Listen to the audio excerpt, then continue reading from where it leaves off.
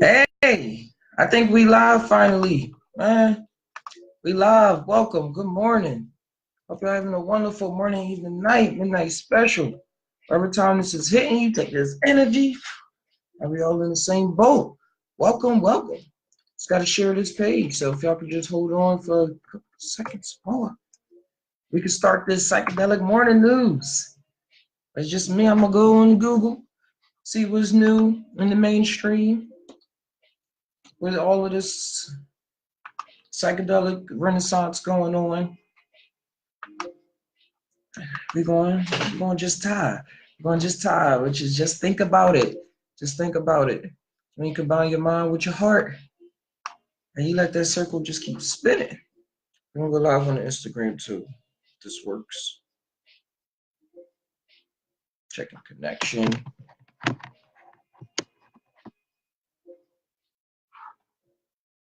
Oh, why did that just open it up? What am I doing?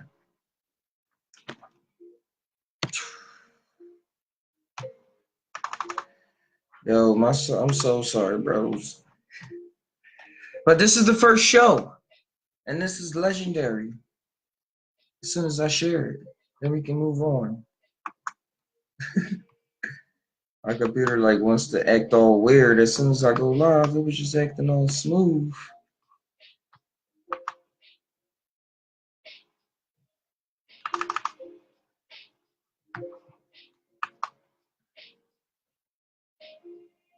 I can play some. Let me turn the music up a bit.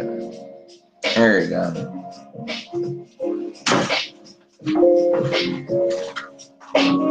Just vibe out to the music until we finish. Until we end this for real, for real. I don't think Instagram gonna work.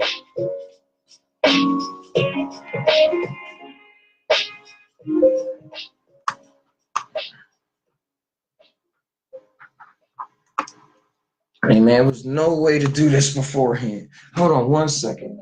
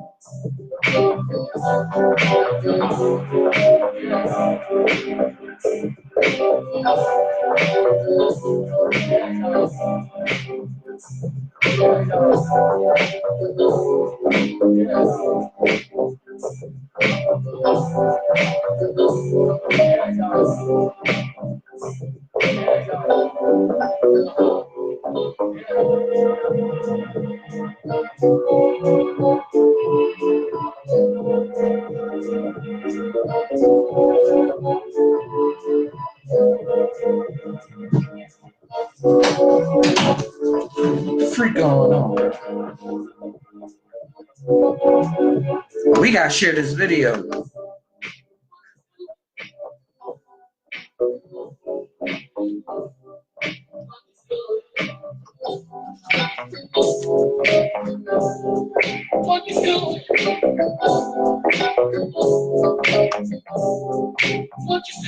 My phone literally froze. Acknowledge.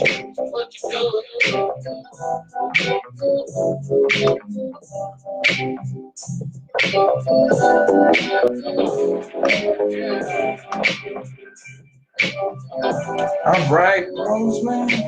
Yo. Why is the hardest part of this sharing it? That should be the easiest thing. Here we go.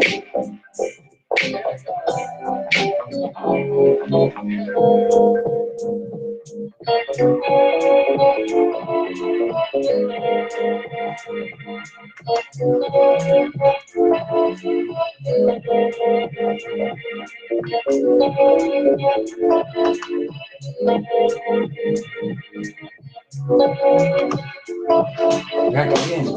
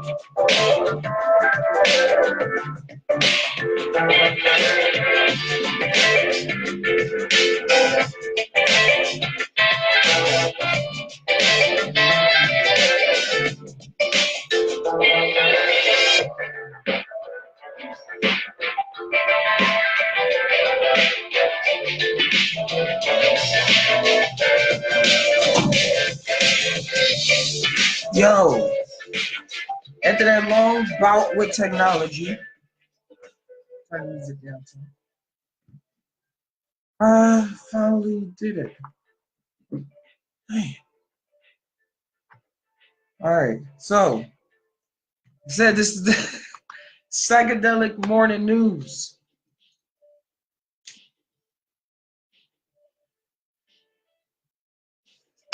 With Captain Naga.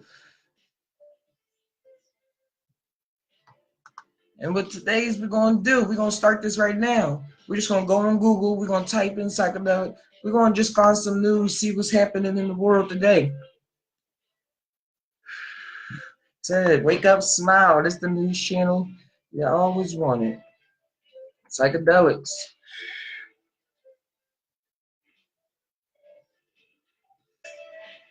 News. What's going on?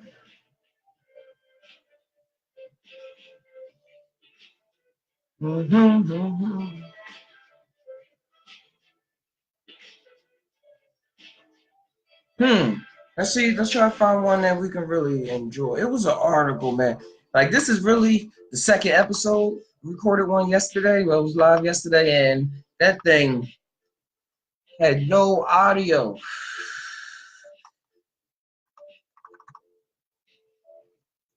I'm just typing magic. No. Somebody that I really want to point out was Michael Pollan. Michael Pollan is this guy that writes books, but he's real known in the mainstream and academia to what I'll say he's real known to the Matrix people. And what he did was he went and dived really deep into psychedelics. And out of that, he wrote a book called How to Change Your Mind. And it's about, hold on, I'm gonna find that book. I ain't going to improvise too much. Yeah, it's called How to Change Your Mind. What science teaches us about psychedelics. What the new science of psychedelic teaches us about altered consciousness, dying, addiction, depression, and transcendence. He was on the Joe Rogan podcast. He was pretty dope. But this is a guy, man, that's really, because I believe it's people that's set up in this world to wake people up. And not one person can wake the world up because we all got different personalities. And we all grew up in different parts of the world, so we got different ideas and stuff. So you need somebody that come from your camp, from your circle, in order to like really push it. And I believe Michael Pollan, he's really going to push a lot of academia. He's really going to go to academia and show them what's real. Yeah, he wrote three books. First book was Food Rules, an Eater's Manual, Cooked, A Place of My Own. No, he likes to eat. And How to Change Your Mind. a book about the history and future of mind-altering substance. He urges that psilocybin and LSD are not drugs that make people crazy, which he calls the biggest misconception people have about psychedelics, but rather drugs can help a person become more sane, for example, by eliminating fear of death. While promoting his book on national TV, he explained that along with LSD and psilocybin, his research included ingesting ayahuasca and 5-MeO-DMT, and that he experienced a dissolution of ego. And they don't really understand that. They only understand that from movies. But then again, in firsthand counts. All right, let's see what's new. So I found this news article from the New York Times. What? All right, James. That's thing from the New York Times. Yeah, it's called "How and Why Silicon Valley Gets High." Everyone hoping a little LSD can lead them to the next billion-dollar idea by Kara Swisher. Of course, this is on the New York Times if they talking about money. Psychedelics do have a full spectrum range of effects, so can't doubt the money. Money is just energy. But let's see what they got here. Let's see. Over the past year at lunches with various Silicon Valley entrepreneurs, I have been told at least 4 times that magic mushrooms will help me become a better reporter. Maybe. That's what she said. And 3 times that ecstasy will make me a nicer person. Doubt it. That's what she wrote. I have also been offered several chances to microdose on LSD. Pass. Why? And now that it is legal in California, weed, and more weed in every conceivable delivery method. Yep. Out to Gali. And of course, ayahuasca, a brew made from plants that includes the hallucinogen DMT. The well-known tech executive, who, like most people I interviewed for this article, asked not to be named for obvious reasons. Like, I'm telling you, it's people up here that y'all look up to. It's people up here that y'all like, y'all giving y'all money to because they got all these awesome ideas and they bringing out the ideas and we like, here. But let alone they got the ideas from the same field that you can get it from yourself. I wish I can see if I can share the tab or I'm just gonna keep talking. Yeah. Share yourself, man. And we looking at it, and then some people pass off psychedelics and then go talk all hype about a person that's taking psychedelics. They're just not admitting it. But they like the ideas and how they stand and their morals and everything. All right, let's finish it. Yeah, the well-known tech executive who urged me to try it with him was nearly ecstatic on the subject. It's the next thing in research the next level of innovation, he said, and you don't throw up that much. He had me until vomiting, thanks but no thanks. Yeah, vomiting is just a purge. Like some people got stuff in them, and when you take mushrooms or ayahuasca, it's gonna get it out. But I see that as a purging of unneeded emotions, unneeded trauma shapes that you're just letting go of. Just think about it.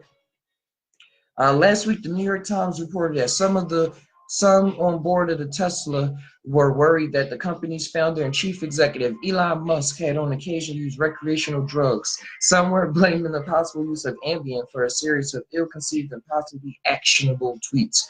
Yo, man, Elon Musk, he's a genius. He is a genius, man. If y'all don't know about him, he supposedly said that, he's making all these electric cars and he's a genius. And his work ethic is crazy. I hear Joe Rogan talk about it and how and Elon Musk talk about how he's always ready to work.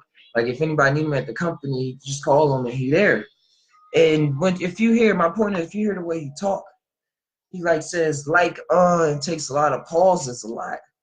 And yes, he'd be like, so we're going to go up here and this is like that. And yeah, he's real calm. And I do believe that he probably has dealt with some psychedelics, but like you saw at the beginning of the first paragraph, a lot of people are just not going to admit it because the stigmatism that's attached to it. And that's why we're going to have this morning news so we can work on breaking that stigmatism. that's psychedelic has on a lot of people, or that people have on psychedelics, I should say. Uh, hmm.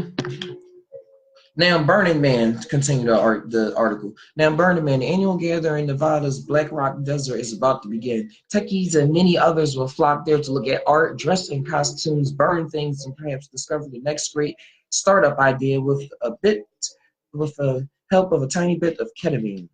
Ketamine. The confluence of events made me curious about what is actually going on when it comes to drugs in the tech world these days. While the use of mind-altering substances here is nothing new, I spoke to just over a dozen people who all said consumption was increasing again. Obviously, there are major problems with addiction to opiates and alcohol here as elsewhere. That's the thing. Alcohol is legal. Alcohol kills people every single day. And if it's not and when it's not killing somebody, it's giving them a headache, it's giving them a hangover, it's messing up their relationship with their family, with their daughter, with their wife, with their husband. Then you stumbling down the street. Like that don't happen with psychedelics. You probably be stumbling down the street, but if you took too much, you shouldn't be out in the street anyway. Well, that much. Shouldn't be out the street anyway. But alcohol, it destroys the insides of your body. To me, it's just a boring drug. I ain't going to just shoot down alcohol. A lot of people love it, to each his own. But when it comes down to me, alcohol, nah. I used to drink alcohol all the time, starting in college. And then when I left college, I was just drinking every morning Bombay gin. Just had to get that little sip in the morning time just to be cool. But little I knew, it was still making me angry because I didn't really know what true happiness was. And that's what it is with a lot of people. The alcohol gets them somewhere, but it's not fully where they need to be. But when you grow up in a society that promotes alcohol like we do, I can't blame people. You only can help them get out if they choose to. All right, let's keep going. Nothing new. Blah blah blah. But people in Silicon Valley tend to view drugs differently from those in places like, say, Hollywood and Wall Street. The point is less to let off steam or lose your inhibitions than to improve your mind. Like I said, yeah, it's head drugs. It improves your mind. It's not going to just make you like, or make you feel sick or make you just feel angry. Now, it's going to help you deal with anger. No one can afford to lose a step here anymore, so they want to hack the experience to make it work for their time-constrained schedule, said one techie. You want to be super lucid now. And I think they're coming up with all these new codes and all these new technologies. It's something, and this is more news, but this is just my just Todd theory too, that when they talk about how technology, the conspiracy technology is getting by aliens and stuff, I don't really believe it was fully aliens, but along with our own hard work, I believe people went to these other realms and they came back with ideas for technology that these entities or whatever it is over there gave to them. Just tired. Another tech executive compares it to what Bradley Cooper did in the movie Limitless, about a man who uses a mystery drug to become much smarter than anyone else. I gotta see this movie. I think I've seen the first episode of the new show, but I didn't watch the whole thing. TV's not really my thing that much anymore. Uh, yeah, Limitless, about a man who uses mystery drug to become smarter than anyone else. It was a terrible movie, but the idea of having a heightened sense of awareness and also being totally functional appeals to people now. It always has. That's just that's the heightened man. You're supposed to have heightened senses of awareness. That's why we meditate. That's why we're doing all of this to reach that state and to keep it. Whatever you can do to get to that place without a lot of downside, like addiction, is preferred. And that's the cool thing about LSD, mushrooms, and DMT. It's not addictive. It do not hold addictive properties to it. And marijuana probably does when you're smoking it. Yeah, because y'all gotta know marijuana is a psychedelic. It is a psychedelic, and you notice that when you're taking it high enough doses, especially when you're eating it. But as far as addiction, when it comes to LSD and mushrooms and dimethyltryptamine, they're not addictive. No one is addicted to it. It's like Doesn't hold addictive properties. It's all held in the person. But it's to say what I really mean by thinking about just how I say addiction is doesn't have any withdrawal symptoms. Like your body not gonna say, "Oh, I need it. I need it. I'm going down if I don't get it." Like that does not happen at all. If anything, a majority of people say they don't need it for a long time. Some people only trip like once, twice a year, once, twice every couple years. Like it's to each his own, but it's the addiction part. I don't feel that. This is why everyone who knows microdoses, saving the longer acting drugs like ecstasy for rare occasions when they want to party and relax. It's always Adderall is often used to plow through work. I forget all that ecstasy Adderall stuff. And marijuana, he told me, has become more like drinking a glass of wine, noting that he sees people openly vaping at tech events. Why? No one does a stupid tweet on weed like they might on alcohol, he said. The most that happens is you get lazy and eat badly. Yes, smoking takes a lot of mind control. Just to tie on that, you do gotta watch out how you eat and watch your diet and all of that stuff. But yeah, it really is. Even in places where it is illegal, it still is like alcohol, and it should replace alcohol. That's just my 420 speaking. All right. It is all another tech worker.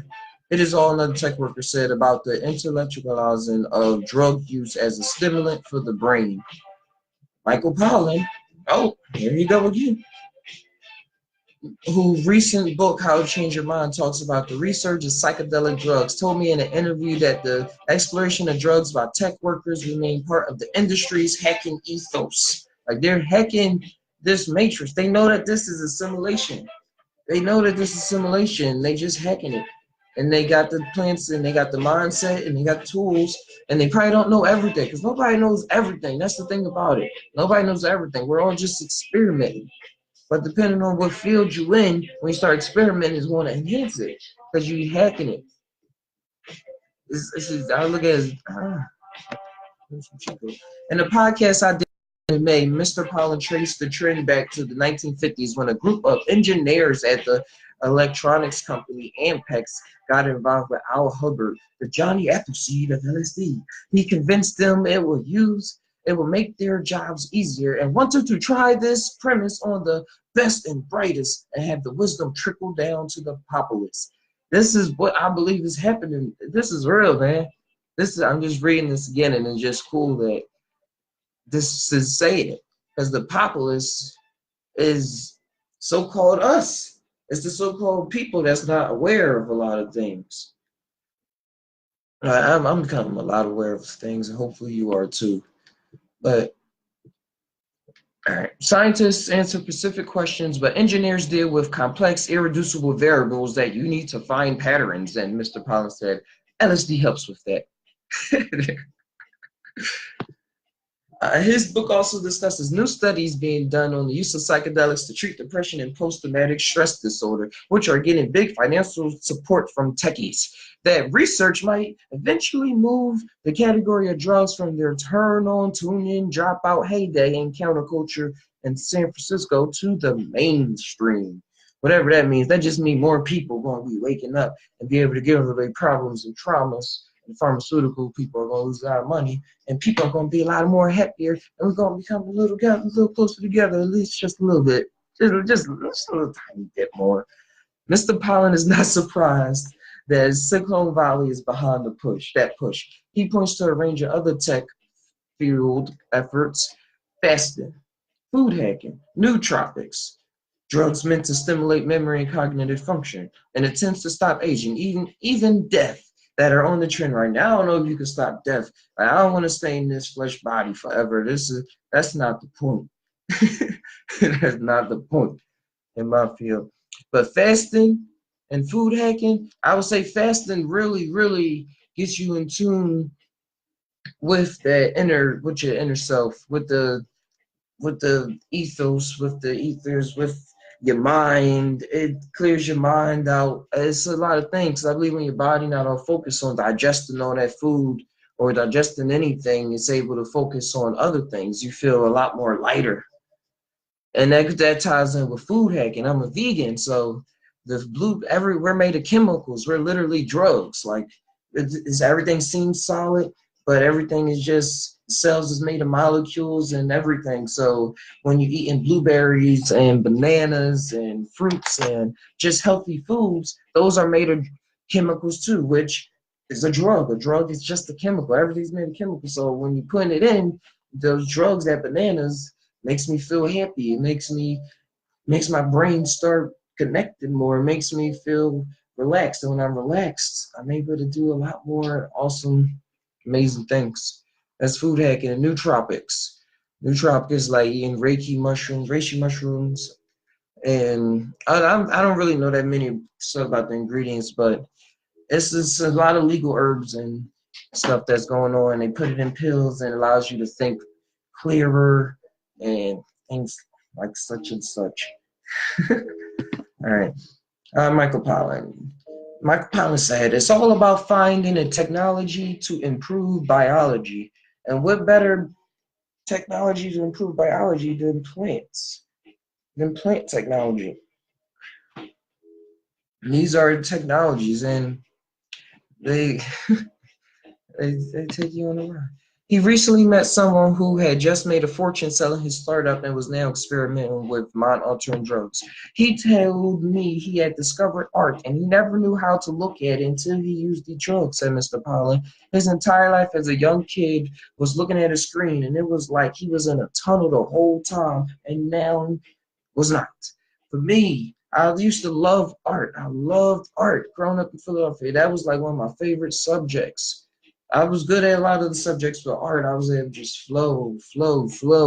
But the thing, this is just my theory. It's just my experience. I mean, they cut art out of school in Philadelphia.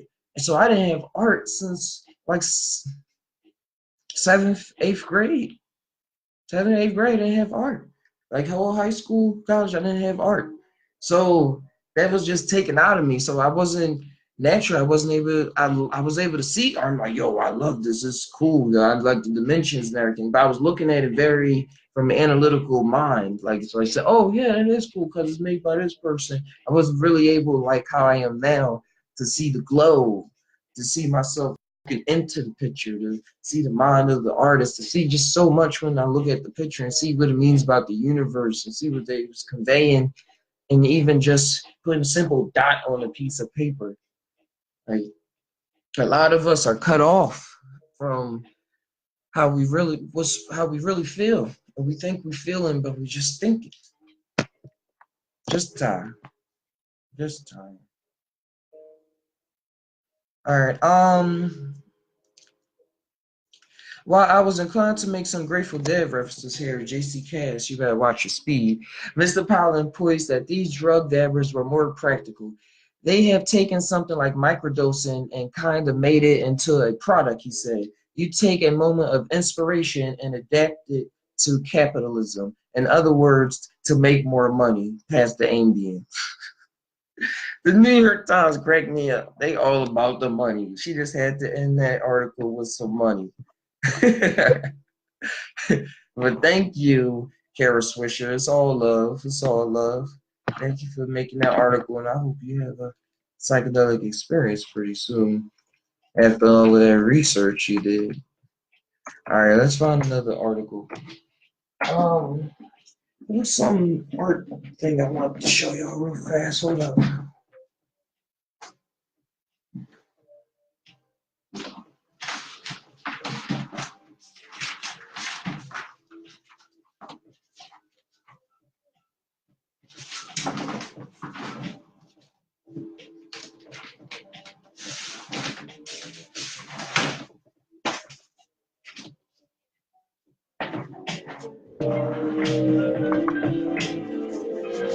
Hey, I just clicked back on this. I wasn't on the screen the whole time. Yeah, this was something I drew way back.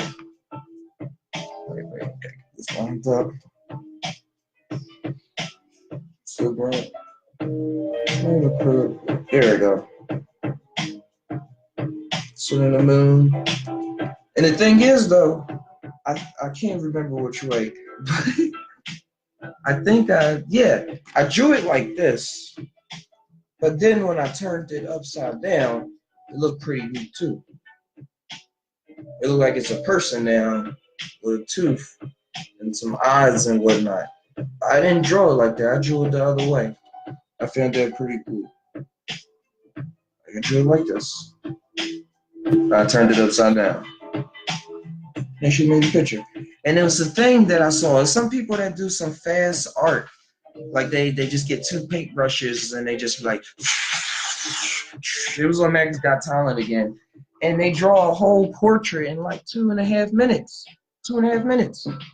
And then when they finish, it look like it's nothing until they turn it upside down. And then it's a whole portrait that looked like it would have took somebody a whole month or something, I don't know, to do. And that's crazy. It just made me think about that. So I hit this I heard this music. Thanks for watching the Psychedelic Morning News broadcast. Captain NAga. We're gonna find another thing. Just try and break the stigmatism of psychedelics. It's all about your mindset, your knowledge, and what you know, and your journey.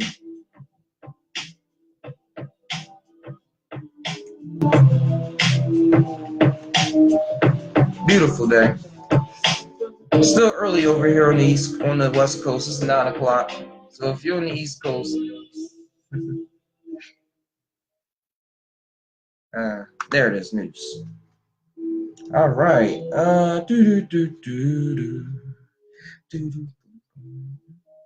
Let's try to find something. I'm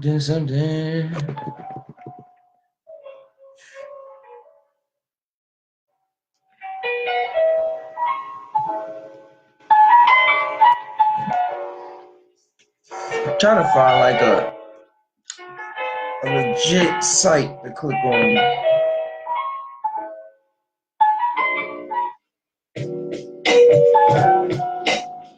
Like that. Fox News. They ain't legit. But Fox News ain't legit. I want to see what they wrote about. I want to see what Fox had to say about psychedelic drugs. All right, psychedelic drugs may change the structure of brain cells. Now, this article came out on June 13th, and this one is by Yasemin. I'm not even going to try to pronounce that. Yes, I am. Saplakulu.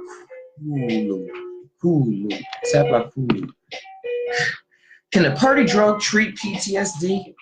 No, what has become a party drug, which started as a medicine, treat PTSD. Yes. Let's see what they say. It's no surprise that psychedelic drugs such as LSD and ecstasy alter brain functions, leading to drug trippy effects and possible hallucinations. But now researchers have shown that these drugs can also, oh wait, they're trying to play an ad. No ads. Yes, I'm gonna stop you. All right.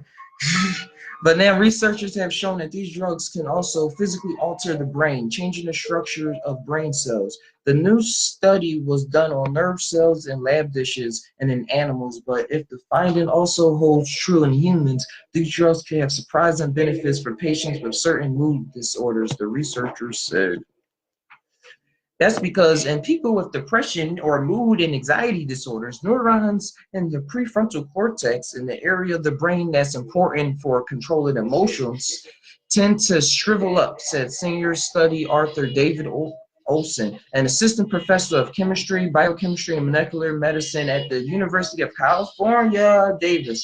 What's more, the branches in dendritic spines of the neurons branches, which they use to communicate with other neurons, tend to retract, he said.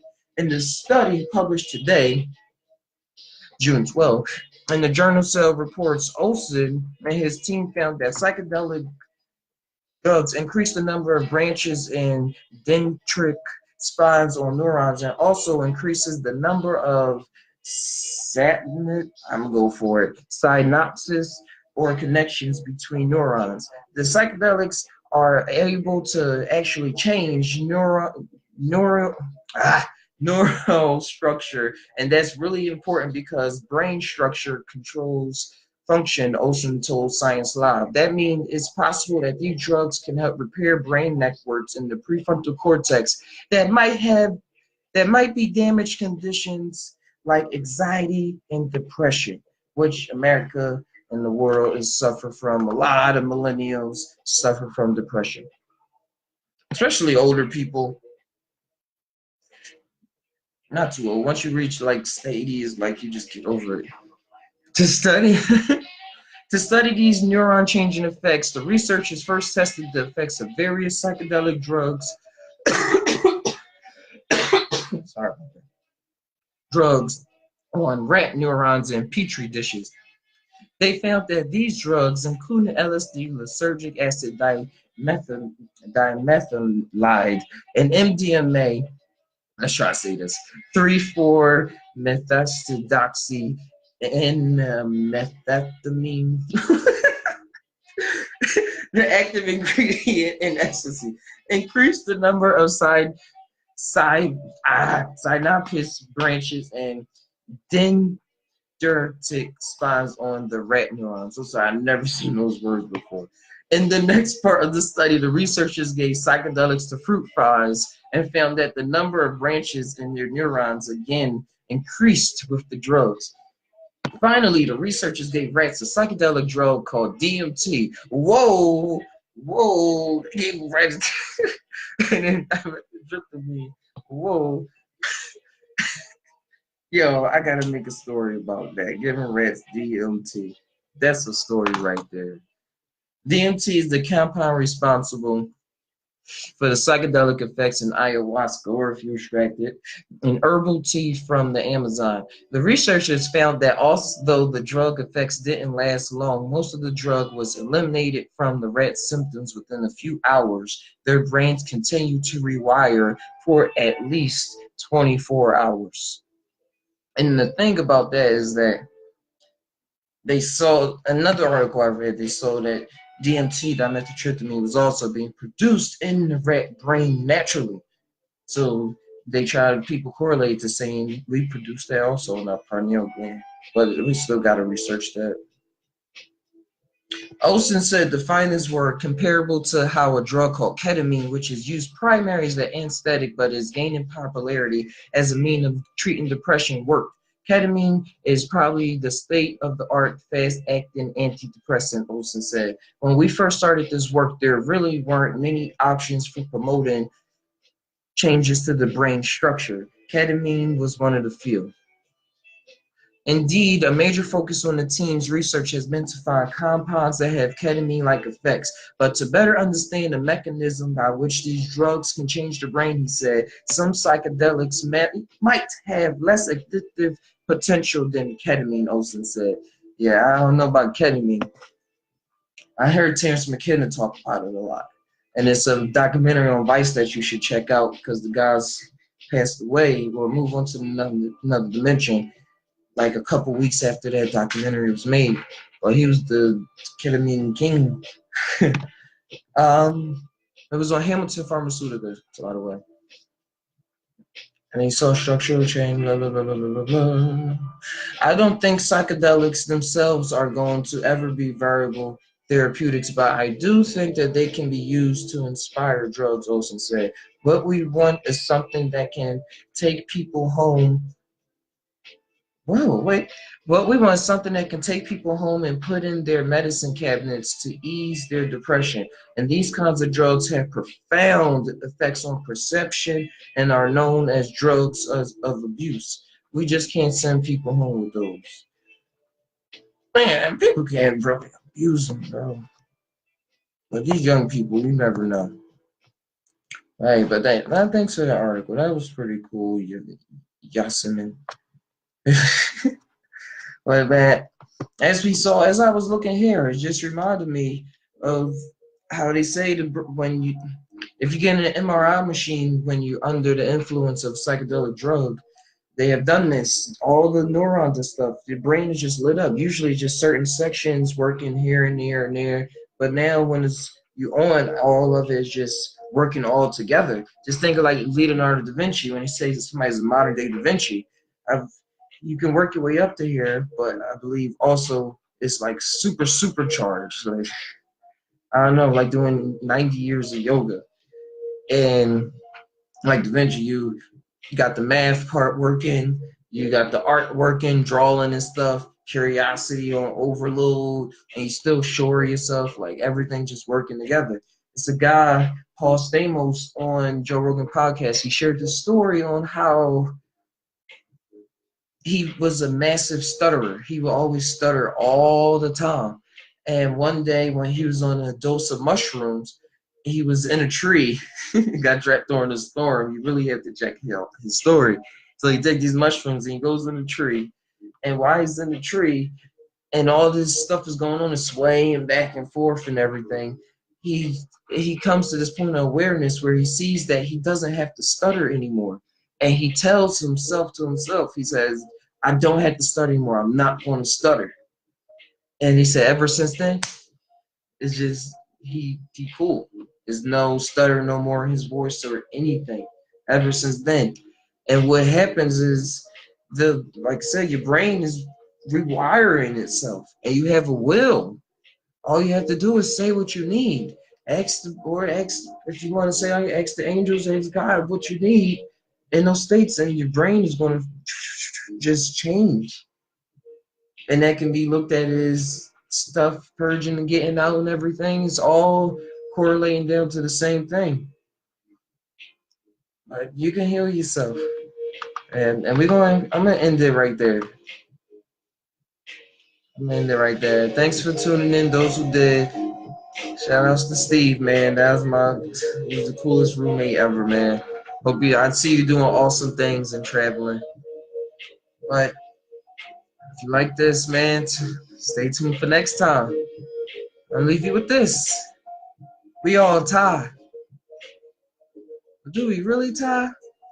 Sometimes I don't know, dude. Sometimes I don't know.